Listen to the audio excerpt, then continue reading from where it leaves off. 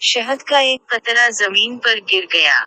एक छोटी सी चींटी आई और उसने इस शहद के कतरे से थोड़ा सा चखा।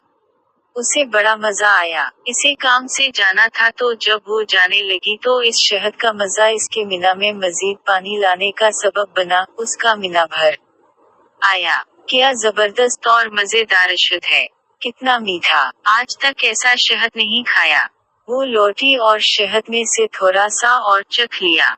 इसने दोबारा जाने का अज़्म किया, मगर उसने महसूस किया कि ये थोड़ा सा शहद खाना काफी नहीं है, उसे और खाना चाहिए।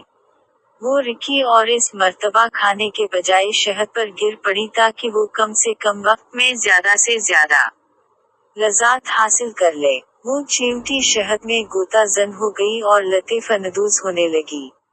मगर अफसोस कि वो शहद से बाहर ना निकल सकी। शहद की चिकनाई की वजह